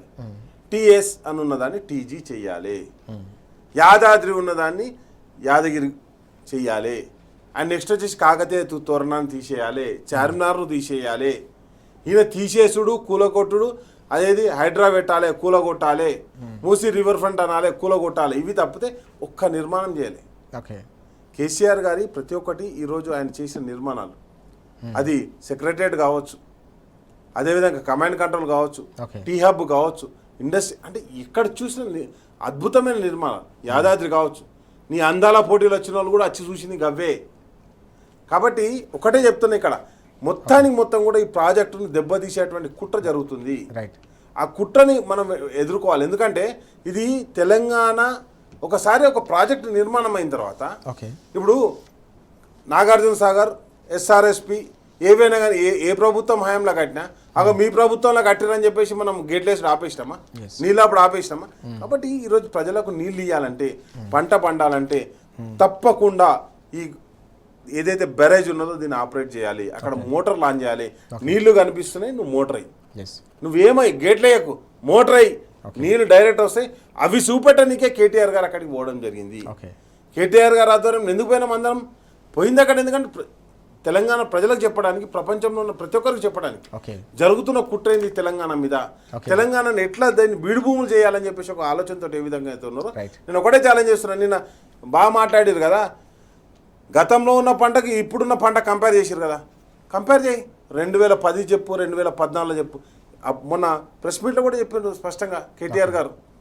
2010 అంటే 2 పంటలు కలుపుకొని 70 లక్షల ఎకరాల సాగైతే ఈరోజు 2.5 కోట్ల ఎకరాల విస్తీర్ణంలో సాగైతుంది, 2 పంటలు కలుపుకొని. అది కేటీఆర్ గారు స్పష్టంగా చెప్పారు మొన్న ప్రెస్ మీట్లో. కాబట్టి నిరంతరం మనల్ని మనం సమీక్షించుకోవడం పోయి ఓన్లీ ప్రతిపక్షాన్ని తిడితే ఇప్పుడు మమ్మల్ని తిట్టినంత మాత్రం నీళ్ళు వస్తాయి, గోదావరిలో నీళ్ళు అవుతాయా? మోటార్ ఆన్ చేస్తే గోదావరిలో నీళ్ళు అవుతాయి, మోటార్ ఆన్ చేస్తే నీళ్ళు వచ్చి మన శెలకలలో పడతాయి, చేనులలో పడతాయి, మన చెర్లలో పడతాయి. మనం ఇప్పుడు ఒక 2 సంవత్సరాలు డ్రాట్ సిచ్యువేషన్ ఎదుర్కోవాల్సి వస్తుందని ప్రపంచ సంస్థలు చెప్తున్నాయి. వాటర్ అవైలబుల్ ఉన్నాయి, తీసుకోవాల్సిన బాధ్యత మన మీద ఉంటుందని చెప్పేసి కూడా కాంగ్రెస్ ప్రభుత్వానికి హెచ్చరిక జారీ చేస్తుంది. మనం చూస్తున్నాం, ముంచుకొస్తున్న ఎల్నినో ముప్పుతో కరువు ఛాయలు వెంటాడుతున్న ఈ నేపథ్యంలో కన్నెపల్లి నుంచి పంపులను ఆన్ చేసేసి గోదావరి జలాలను ఎత్తిపోయడమే తెలంగాణ రైతాంగానికి ఉన్న ఏకైక పరిష్కారం. ఈ పరిష్కారాన్ని బీఆర్ఎస్ చాలా స్పష్టంగా చూపిస్తున్నప్పటికీ, కేటీఆర్ గారు స్పష్టంగా అక్కడికి వెళ్ళి మరీ ప్రభుత్వాన్ని నిలదీసినప్పటికీ ప్రభుత్వం కుంటి సాకులతో మరోసారి తప్పించుకునే ప్రయత్నం చేస్తోంది. ముఖ్యమంత్రి మరోసారి అబద్ధాలను వల్లే వేస్తూ ఉన్నారు. తెలంగాణ రైతాంగం ఎట్టి పరిస్థితుల్లో దీన్ని క్షమించే పరిస్థితే లేదని చెప్పేసి రాకేష్ గారు మండిపడుతున్న పరిస్థితి మనకు కనిపిస్తాం. నిఖిల్ గారు, మనం చూస్తా ఉన్నాం పూర్తి స్థాయిలో ఓవైపు కాంగ్రెస్ సర్కార్, మరోవైపు పక్కన ఉన్న ఏపీ ప్రభుత్వం, ఇంకోవైపు ఢిల్లీలో ఉన్న కేంద్ర ప్రభుత్వం, 3 పార్టీలు 3 ప్రభుత్వాలు కలిసి తెలంగాణ రైతాంగాన్ని నట్టేట ముంచుతున్నాయనే అంశం ప్రధానంగా ఈరోజు రైతాంగంలో చర్చ జరుగుతుందనే విషయాన్ని మనం చూస్తా ఉన్నాం. గోదావరికి సంబంధించిన నీళ్లను బనకచెర్ల కావచ్చు, గోదావరి కావేరీ లింక్ కావచ్చు, ఈ రకంగా తన్నుకుపోయే ప్రయత్నం, కృష్ణాలో తెలంగాణ హక్కులను కూడా కాలరాసే ప్రయత్నం జరుగుతున్న పరిస్థితి కూడా ఈరోజు మనకు ప్రధానంగా కనిపిస్తుంది. 10 ఏళ్ల పాటు కేసీఆర్ గారి హయాంలో తెలంగాణలో సాగు సంబురంగా సాగిన సందర్భం మనం చూసాం. రైతు ధీమాగా ధైర్యంగా వ్యవసాయం చేసుకున్న పరిస్థితి, ఆ ధైర్యం ఆ ధీమా సన్నగిల్లుతోంది. రైతాంగం రోజు రోజుకు ఆందోళనలో కూరుకుపోతున్న ఈ తరుణాన్ని ఎట్లా అర్థం చేసుకోవాలి? సంక్షోభాన్ని నివారించాలన్నా, సంక్షోభం నుంచి రైతాంగం గట్టెక్కాలన్నా ఎలాంటి ఉద్యమాలకు శ్రీకారం చుట్టాల్సిన అవసరం ఉందంట. అయితే కేసీఆర్ గారు గతంలో అనేక సార్లు చెప్పిండ్రు, దీంట్లో పెద్ద రాకెట్ సైన్స్ ఏముండదు, ప్రాజెక్టుల నిర్మాణం ఉన్నాయి, వరద వచ్చేది ఉంది. ఇదే ప్రాణహితకు సంబంధించి చూస్తే కూడా మనం ఒక్కసారి ఇప్పటి వరకు మొత్తం ప్రాణహిత చరిత్రలో, గోదావరి నది చరిత్రలో కూడా లోయెస్ట్ వచ్చింది 465 టీఎంసీలు. ఎక్కువలో ఎక్కువ వచ్చేది 1800 నుండి 2000 టీఎంసీల వరకు వస్తూ ఉంటుంది. ఈ రోజు ఉన్నటువంటి పరిస్థితులను, ఇప్పుడున్న ట్రెండ్స్ చూస్తూ ఉంటే దాదాపుగా 1000 నుండి 1200 టీఎంసీలు ఇదే మేడిగడ్డ నుండి పాస్ అయ్యే అవకాశం కనబడతా ఉంది రానున్న 80-90 రోజుల వరకు. ఎత్తే అవకాశం చాలా స్పష్టంగా ఉన్న, ఇంటెన్షనల్గా మీరు ఇక్కడ ఎత్తలేకపోతా ఉన్నారు. గోదావరి నదీ జలాలు మొత్తాన్ని కూడా ఆంధ్రాకి తరలించాలి, గురువు గారి మెప్పు పొందాలన్నది మాత్రమే మీ ఆలోచన అన్నది తెలంగాణ సమాజం దృష్టిలో చాలా స్పష్టంగా ఉంది ఈరోజు. అటువైపు చూస్తూ ఉంటే కృష్ణాకు సంబంధించి నిన్నగాక మొన్న కర్ణాటకకు సంబంధించి కూడా అక్కడ ఉన్నటువంటి గేట్ల, తుంగభద్ర గేట్ల విషయంలో కూడా మీరు పోయొచ్చిండ్రు. కానీ అక్కడ ఎక్కడ కూడా ఆల్మట్టి ఎత్తు పెంచుతా అని వాళ్ళు ప్రతిపాదనలు సిద్ధం చేసి పనులు చేస్తూ ఉంటే కూడా దానివల్ల తెలంగాణకు ఇబ్బంది జరుగుతూ ఉంటుంది.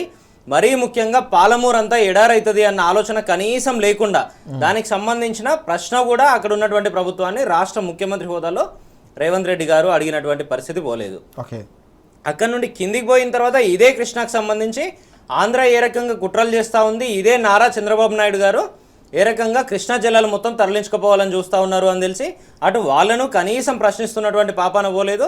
స్వయంగా కేంద్ర జలశక్తి శాఖ కూడా సమావేశానికి పిలిస్తే అక్కడ సమావేశంలో ఇదే గోదావరి బనకచెర్ల మీద స్పష్టంగా ఎజెండాలో మొదటి పాయింటే ఉండి పూర్తి స్థాయిలో చర్చ జరిగితే ఆ చర్చకు సంబంధించి తెలంగాణ రాష్ట్ర ముఖ్యమంత్రిగా రేవంత్ రెడ్డి గారు కూడా ఆ చర్చలో ఉండి కూడా బయటకు వచ్చి పబ్లిక్ డొమైన్లో ఏ రకంగా అబద్ధాలు చెప్పిండ్రు, కట్టుకథలు చెప్పిండ్రు మనం చూసినాము. అసలు చర్చనే జరగలేదన్నారు మనం చూసినాము. ఈ రకంగా పక్క రాష్ట్రాలన్నీ తెలంగాణ నీళ్లను తరలించకపోతా ఉంటే వాళ్లకు వంతపాడే విధంగా స్వయంగా నీళ్లను దోచిపెట్టే విధంగా మన రాష్ట్ర ముఖ్యమంత్రి గారు పనిచేస్తున్నట్టుగా తెలుస్తా ఉంది. గతంలో ఏ రకంగా అయితే ఇందాక మీరు అడిగినట్టుగా వ్యవసాయం అంతా ఒక పండుగలాగా జరిగిందో, రైతులు నాట్లేయాలంటే దుక్కి దున్నాలంటే ఒక పండుగలాగా చేస్తా ఉండేనో, ఈ రోజు అది మొత్తం పక్కన పోయి నిజంగానే అసలు కరెంట్ వస్తుందా, నీళ్ళు వస్తాయా, మనకు యూరియా కానీ మిగతా ఫర్టిలైజర్స్ కానీ వచ్చే అవకాశం ఉందా, ప్రభుత్వం పెట్టుబడి సాయం ఇస్తుందా ఇయ్యదా, ఇటువంటి అన్ని విషయాల్లో ప్రతి దాంట్లో క్వశ్చన్ మార్క్ ఈ రోజు రైతుల ముందున్నటువంటి పరిస్థితి కనబడతా ఉంది. రైతుకు ప్రతి విషయంలో ఇబ్బంది మాత్రమే జరుగుతున్న సిచ్యువేషన్స్ కనబడతా ఉన్నాయి. ఇన్ని జరుగుతూ ఉంటే భరోసా ఇవ్వాల్సినటువంటి రాష్ట్ర ప్రభుత్వమే స్పష్టంగా చేతులు ఎత్తేసినటువంటి పరిస్థితి. నిజంగా కూడా రాష్ట్రంలో ఈ రోజు సర్కార్ నడుస్తుందా, సర్కస్ నడుస్తుందా అనేది అనేక విషయాల్లో మనకు కనబడతా ఉంది. నిన్నటికి నిన్న రాష్ట్ర ప్రభుత్వం అనేక పరిపాలనా అనుమతులు కానీ అనేక కీలక నిర్ణయాలు తీసుకున్నప్పుడు కానీ జీవోలు ఇస్తూ ఉంటారు. ఆ జీవోల విషయంలో చూస్తూ ఉంటే కూడా రాష్ట్రం సిద్ధించిన తర్వాత 12 సంవత్సరాల తర్వాత కూడా ఇదే కాంగ్రెస్ ప్రభుత్వం ఏం చేస్తా ఉంది, గత నెలలో చూస్తా ఉంటే తెలంగాణ ప్రభుత్వం ఇదే కాంగ్రెస్ ప్రభుత్వం ఇస్తున్నటువంటి జీవోలలో గవర్నమెంట్ ఆఫ్ ఆంధ్రప్రదేశ్ అని రాస్తా ఉంటారు వీళ్ళు. తెలంగాణ ప్రభుత్వం అని రాసే సోయి కూడా మీకు లేదు. ఒకసారి జరిగితే మిస్టేక్ అనుకుంటా ఉంటారు. రెండోసారి కూడా నిన్నటికి నిన్న 7వ తారీఖు నాడు మళ్ళీ గవర్నమెంట్ ఆఫ్ ఆంధ్రప్రదేశ్ అనే పేరుతో పంచాయతీరాజ్ డిపార్ట్మెంట్ నుండి మళ్ళీ జీవోలు బయటకు వస్తూ ఉంటాయి. అంటే ఈ రోజు రాష్ట్రంలో నిజంగా మీరు సర్కార్ నడుపుతా ఉన్నారా, సర్కస్ నడుపుతా ఉన్నారా అనేది రాష్ట్ర ప్రజలందరి దృష్టిలో ఈ రోజు క్వశ్చన్ మార్క్ గా మిగిలిపోయింది. నీళ్ళకి సంబంధించి ఆలోచన చేయరు, ఇటువంటి సర్కస్ వేషాలు వేస్తా ఉంటారు. రాష్ట్ర ప్రభుత్వం ఇచ్చే అప్రూవల్స్ విషయంలో, జీవోల విషయంలో ఇటువంటి వేషాలు వేస్తా ఉన్నారు. కరెంట్ ఇవ్వనంటే దానికి సంబంధించి కుంటి సాకులు చెప్తా ఉన్నారు. ఇవన్నీ మీలాంటోళ్ళు నాలాంటోళ్ళు ప్రశ్నిస్తా ఉంటే పొద్దున్న లేస్తే ఇంటికి పోలీసులను పంపడము, లేదంటే ఎంక్వైరీ కమిషన్ పేరుతో ప్రతిపక్షాలను ఇబ్బంది పెట్టడము, ఇది మాత్రమే చేస్తా ఉన్నారు తప్పితే గతంలో కేసీఆర్ గారు ఏదైతే నిజంగా సాగును ఒక సంబరం లాగా చేసి తెలంగాణను దేశంలోనే నెంబర్ 1గా ఏ రకంగా చేసిండ్రో కేంద్ర ప్రభుత్వం అనేక సార్లు పార్లమెంట్ సాక్షిగా కానీ అనేక రిపోర్ట్ల ద్వారా కానీ ఏ రకంగా అప్రిషియేట్ చేసిందో మనం చూసినాము. కేంద్ర ప్రభుత్వంతో పాటు భారతదేశంలో ఉన్నటువంటి అనేక రాష్ట్రాలకు సంబంధించిన అధికారులు, మంత్రులు, ఎమ్మెల్యేలు, శాసన మండలి సభ్యులు, ఎంపీలు, ముఖ్యమంత్రులు వీళ్ళందరూ తెలంగాణ రాష్ట్రానికి వచ్చి ఇక్కడ జరుగుతున్నటువంటి అభివృద్ధిని ఏ రకంగా వాళ్ళు కాపీ కొట్టినో మనం చూసినాము, ఏ రకంగా నేర్చుకొని పోయినో చూసినాము. భారతదేశంలో ఎవరు ఆలోచన చేయని విధంగా 70 సంవత్సరాల్లో రైతుకు స్వయంగా పెట్టుబడి సాయాన్ని రాష్ట్ర ప్రభుత్వమే అందిస్తుంది అని కేసీఆర్ గారు ఏదైతే నిర్ణయం తీసుకున్నారో మొత్తం భారతదేశమే ఈ రోజు ఫాలో అవుతున్నటువంటి పరిస్థితి. భారతదేశం ఈ రకంగా అనేక పథకాలను కేసీఆర్ గారి నుండి ఏ రకంగా కాపీ కొట్టినో మనం చూసినాము. ఆ రకంగా అద్భుతంగా సంక్షేమాన్ని అభివృద్ధిని జోడెట్లాగా పరుగులు పెట్టించిన కేసీఆర్ గారి పరిపాలన చూసిన తర్వాత ఈ రోజు రేవంత్ రెడ్డి గారిని చూస్తా ఉంటే నక్కకు నాగలోక అనుకున్నంత తేడా కనబడతా ఉంది. కాబట్టి రేవంత్ రెడ్డి గారు భయపడతా ఉన్నారు. ఈ రోజు ఎప్పుడు ఎన్నికలు వచ్చినా, ఎప్పుడు పబ్లిక్ డొమైన్ లో చర్చ జరిగినా కూడా పూర్తి స్థాయిలో మద్దతు అంతా కేసీఆర్ గారి వైపే ఉంది. కాబట్టి ఏ ఆలోచన చేసినా కూడా రేవంత్ రెడ్డి గారు భయపడుతూ కేవలం కేసీఆర్ గారిని బదనాం చేసే కుట్రలో భాగంగానే ఇన్ని రకాలుగా చేస్తా ఉన్నారు. మీరు ఎన్ని చేసినా కూడా తెలంగాణ సమాజం, తెలంగాణ నేల చాలా చాలా చైతన్యవంతమైంది. కాబట్టి మీ కుట్రలన్నింటిని పసిగడుతూ సమయం సందర్భం వచ్చినప్పుడు 100కు 100% తిప్పికొట్టే పరిస్థితులు ఉత్పన్నమవుతాయి అన్నది రేవంత్ రెడ్డి గారు గ్రహించాలి ఈరోజు. రాకేష్ గారు, మనం చూసాం వాస్తవానికి వ్యవసాయాన్ని సంక్షోభంలోకి నెట్టే కేంద్ర ప్రభుత్వ ప్రయత్నాలకు వ్యతిరేకంగా ఢిల్లీలో ఒక మహా ఉద్యమం చూసాం. రైతాంగ మాధ్యమంలో ఏకంగా ప్రపంచమే నివ్వెరపోయిన పరిస్థితిని మనం చూసాం. 700 మంది రైతులు చనిపోయినా కూడా ఉద్యమాన్ని ఆపని పరిస్థితి. ఇప్పుడు తెలంగాణలో కరువు ఛాయలు రానున్న రోజుల్లో మరింతగా ముదిరే ప్రమాదం పొంచి ఉన్న నేపథ్యంలో రైతాంగం కూడా ఆగ్రహం కట్టలు తెంచుకుంటుంది. ఇప్పటికే బీఆర్ఎస్ రైతాంగం పక్షాన ప్రభుత్వాన్ని నిలదీస్తున్న సందర్భం కూడా కనిపిస్తున్నాం. కరువు ఛాయలు తీవ్ర రూపం దాల్చిన వ్యవసాయం సంక్షోభంలో కూరుకుపోయిన రానున్న రోజుల్లో రైతులు ఎట్లా ప్రతిఘటించే అవకాశం కనిపిస్తుంది? ప్రతిస్పందన ఏ స్థాయిలో ఉండే అవకాశం ఉంది? ఒకటి, ఇప్పుడు వర్షాభావ పరిస్థితులతోటి ఫస్ట్ తొలకరి జల్లు పడంగానే ఏం చేస్తారంటే పత్తి విత్తనాలు వేసుకుంటోళ్ళు కావచ్చు, మక్కలు వేసుకుంటోళ్ళు కావచ్చు, జనరల్గా వరి వేసుకుంటోళ్ళు కూడా తుకం పోస్తారు. పత్తి విత్తనాలు అయితే పెడతారు. కానీ మళ్ళీ వాన పడితేనే మొక్కలు వేస్తుంది. వాన పడేది అనుకో మొక్కలు ఇవ్వదు. అట్లనే ఇప్పుడు ఏమైంది, నారు ముదిరిపోయింది. మనం ఎప్పుడైతే సీజన్లో వాన పడుతుంది, ఒక టైంకి వాన పడుతుంది అనుకున్నప్పుడు దాంట్లో 3 టైప్స్ ఉంటాయి. ఒకటి బాయికాడ పోసుకుంటోళ్ళు, తుకం పోసుకుంటోళ్ళు డిఫరెంట్ ఉంటారు, చెరువు కింద పోసుకుంటోళ్ళు డిఫరెంట్ ఉంటారు, కెనాల్ కింద పోసుకుంటోళ్ళు డిఫరెంట్ ఉంటారు. కానీ ఇక్కడ బాయికాడ పోసుకుంటోళ్ళు, చెరువు కింద అంటే బాయికాడ పోసుకుంటోళ్ళు ఫస్టే పోసుకుంటారు. వాళ్ళు ఆల్రెడీ తుకం పోసుకొని వాళ్ళు నాట్లు వేసుకున్న తర్వాత ఇగో లే మేము ఈ సన్నౌట్లు గివి కాదు గివే ఏరుతామని చెప్పేసి అన్నారు. ఇప్పుడు నెక్స్ట్ వచ్చేసి ప్రాబ్లం ఏంటంటే చెరువులలో నీళ్ళు లేవు, చెరువు కింద సాగు చేయలేనటువంటి పరిస్థితి, నదులలో నీళ్ళు లేవు, కెనాల్ వస్తలేదు, కెనాల్ రాదు, ఇప్పుడు వాన పడతలేదు. మరి ఎట్లా చేయాలి వ్యవసాయం? ఇదొక అంశం అయితే, ఇంకో దిక్కు మొన్న ముఖ్యమంత్రి గారు రేవంత్ రెడ్డి పోయిండు పక్క రాష్ట్రానికి, కర్ణాటక పోయిండు. నువ్వు ఏం ఒప్పుకొని వచ్చినావు? ఆల్మట్టి డ్యామ్ హైట్ పెంచాలి, తుంగభద్ర నదికి నీళ్ళు రాకుండా చేయాలి, ఇవన్నిటికి ఒప్పుకొని వచ్చినావు. మరి నువ్వేం మాట్లాడినావు, ఏం చేసినావు? చంద్రబాబు నాయుడుతో ఏం మాట్లాడినావు, కర్ణాటక ముఖ్యమంత్రితో ఏం మాట్లాడినావు? అరే తెలంగాణ నీళ్ళు అండి ఇవి, కృష్ణలో కావచ్చు, గోదావరిలో కావచ్చు, తెలంగాణ నీళ్ళు కదా. దాని గురించి ఏం మాట్లాడినా చెప్పాడు. మేము ముగ్గురం ఏం మాట్లాడుకున్నాం? సెంట్రల్ మినిస్టర్ ఉంటాడు, బీజేపీ వాళ్ళు చెప్పారు, అటు బీజేపీ వాళ్ళు చెప్పారు, ఇటు కాంగ్రెస్ వాళ్ళు చెప్పారు. మరి మా నీళ్ళు ఏమవుతాయి? ఉన్న నీళ్ళని ఆపి ఎత్తిపోయావు. కాబట్టి మొత్తం కూడా ఒకటి, అవగాహన లేనటువంటి ముఖ్యమంత్రి, కనీసం తెలంగాణ నిధుల మీద నీళ్ల మీద అవగాహన లేనటువంటి ముఖ్యమంత్రి ఉంటే ఏం జరుగుతుందో తెలంగాణ ప్రజలు స్పష్టంగా తెలుసుకోండి. అండ్ నెక్స్ట్ వచ్చేసి ఇప్పటి వరకు నువ్వు చేసినటువంటి అభివృద్ధి సంక్షేమ పథకాలు నువ్వే చెప్పినావు. స్పోర్ట్స్ యూనివర్సిటీ కడతాను, కట్టినవా? అదేవిధంగా నేను ఫ్యూచర్ సిటీ కడతాను, కట్టినవా? ఇంటిగ్రేటెడ్ స్కూళ్ళు కడతాను, యంగ్ ఇండియా స్కూల్ కడతాను, కట్టినవా? ఏది చెప్పరు. మరి కేసీఆర్ గారి హయాంలో జరిగిన అభివృద్ధి ఏంటండి? అద్భుతమైనటువంటి 33 మెడికల్ కాలేజీలు కట్టుకున్నాం, కలెక్టరేట్లు కట్టుకున్నాం, ఇక్కడ హైదరాబాద్ ఇన్ఫ్రాస్ట్రక్చర్ ఒక 40 ఫ్లైఓవర్లు కట్టుకున్నాం, రాష్ట్రం మొత్తంలో అయితే 100 ఫ్లైఓవర్లు కట్టుకున్నాం. అద్భుతమైన అభివృద్ధికి ముందరికి పోయినాం. కేసీఆర్ గారు ఏ రోజు కూడా సంపద పెంచాలి, ప్రజలకు పంచాలి అనే ఉద్దేశంతో కేసీఆర్ గారు. ఈరోజు ఏముంది, సంపద పెంచనీకి అవసరం, ఉన్న సంపదను దోచుకోపోవాలి. అందుకే గజనీ అన్న, మహమ్మద్ గజనీ అన్న, ఎందుకంటే ఈయన దోచుకపోయి ఢిల్లీకి కప్పం కట్టాలి, దోచుకొని తన ఎనుముల ఫ్యామిలీని సాదుకోవాలి. మనం చూసినాం, ఏ ప్రాజెక్ట్ తీసుకొచ్చినా కానీ సింగపూర్లో కంపెనీ పెడితే దాంతో అగ్రిమెంట్ చేసుకుంటారు. ఆ కంపెనీ ఎవరిది ఉంటుంది అంటే మళ్ళీ వీళ్ళ అన్నదమ్ములదే ఉంటుంది. కాబట్టి మొత్తం అవినీతికి పాల్పడుతూ రాష్ట్రాన్ని అంటే అగమ్య గోచర స్థితికి నెట్టివేయడం జరుగుతుంది. ఈరోజు ఇండస్ట్రీస్ వస్తలేవు, రియల్ ఎస్టేట్ మొత్తం కుప్పకూలిపోయింది. సరే నువ్వు హైదరాబాద్ అంటే పక్కన పెట్టు, గ్రామాల్లో కూడా రియల్ ఎస్టేట్ ఎందుకు పడిపోయింది? ఎందుకు పడిపోయింది అంటే సంపద లేదు, జిఎస్టీలో పడిపోయినాం. ప్రతి ఒక్క దాంట్లో పడిపోయినాం కాబట్టి అంటే ప్రజలు మొత్తం ఆలోచించుకుంటున్నటువంటి పరిస్థితి. ఓకే. కానీ ప్రజలు ఏదైతే శివుడు అంటే భస్మాసురునికి ఆ వరం ఇచ్చినట్టు ఈ భస్మాసురుని తీసుకొచ్చి మన నెత్తిన పెట్టుకుంటే ఈయన ఏం చేస్తాడు, మీ నెత్తి మీద చేతి పెడతా అంటుండు. రైట్. కాబట్టి ఇవన్నీ కూడా ప్రజలు అర్థం చేసుకుంటారు. ఓకే. ఈరోజు మొత్తం ప్రజల్ని తినేటువంటి పరిస్థితి ఏముందండి, ఎటు చూసినా కానీ స్కామ్లే. ఓకే. ఓదికు బొగ్గు కుంభకోణం, ఓదికు ఇసుక కుంభకోణం, ఓదికు సెల్ ఫోన్ల కుంభకోణం, ఓదికు భూముల కుంభకోణం, రైట్. ప్రభుత్వం కాదు ప్రైవేట్ భూములు కూడా వదిలిపెడతలేరు వీళ్ళు. మొత్తం కుంభకోణమయం, లిక్కర్ల కుంభకోణం, దేన్ని చూసినా కానీ కుంభకోణాలు, లంబకోణాలు.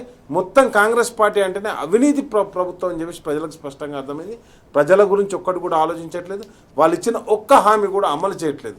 ఏం చేస్తారు ఇప్పుడు, మొత్తం హామీలన్నీ ఆపి ఆపి ఆపి మనం చూసిన ఎలక్షన్ రాగానే పైసలు ఎత్తారు రైతు బంధు. రైట్. మళ్ళీ రేపు పొద్దుగాల లాస్ట్కు ఒక 6 నెలల ముందటనో సంవత్సరం ముందటనో అప్పులు బాగా చేసాం. మన అప్పుల గురించి హరీష్ రావు గారు స్పష్టంగా ప్రెస్ మీట్ పెట్టారు. హరీష్ అనే చెప్పిండు అసలు రాష్ట్రం చేసిన అప్పులేంది, ఏవి ఎవరు పే చేస్తారు, ఎట్లుంటాయని చెప్పేసి బట్టి గారు ఇచ్చినటువంటి ప్రజెంటేషన్ పెట్టారు. మరొకసారి అబద్ధాన్ని చెప్పడం, తద్వారా ప్రజల్ని తప్పుదోవ పట్టియడం. అయితే ఏం చేస్తాడు, లాస్ట్కి వచ్చిన తర్వాత మళ్ళీ ఇంత అప్పు చేస్తాడు, అన్ని పథకాలు అమలు చేస్తూ ఉంటాడు, 1 నెలలో 2 నెలలో ఇస్తాడు, ఇచ్చేసి నేను అమలు చేసినా కదా అంటాడు. కాబట్టి ఇలాంటి కుట్ర కూడా జరుగుతుంది. కాబట్టి ప్రజలు జాగ్రత్తతో ఉండాలి. ఏ విధంగా తెలంగాణను మోసం చేస్తున్నా మనకు స్పష్టంగా అర్థమవుతుంది. ఎస్, మనం చూస్తున్నాం అబద్ధాలతో అన్నదాతలను ముఖ్యమంత్రి అలాగే కాంగ్రెస్ ప్రభుత్వం మభ్యపెట్టలేవని చెప్పేసి రాకేష్ గారు అలాగే నిఖిల్ గారు మండిపడుతున్న పరిస్థితి మనకు చాలా స్పష్టంగా కనిపిస్తుంది. రైతాంగం కోరుతోంది సాగునీరుకు సంబంధించి కాళేశ్వరం ప్రాజెక్టు సిద్ధంగా ఉంది. దాంట్లో కన్నెపల్లి పంప్ హౌస్ నుంచి పూర్తి స్థాయిలో నీటిని ఎత్తిపోసే వ్యవస్థను, ఒక పటిష్టమైన వ్యవస్థను కేసీఆర్ గారు నిర్మించిన దాన్ని వినియోగించుకోకుండా తెలంగాణను గనక కరువు ఛాయల్లోకి నెడితే తప్పకుండా తెలంగాణ రైతాంగం దానికి తగిన గుణపాఠం చెప్పడం ఖాయం అని చెప్పేసి హెచ్చరిస్తున్న పరిస్థితి కూడా మనకు కనిపిస్తూ ఉంది. Thank you very much Rakesh గారు అలాగే నిఖిల్ గారు చర్చలో పాల్గొన్నారు. ఇది వాటి వార్తలు వాస్తవాలు. నమస్తే.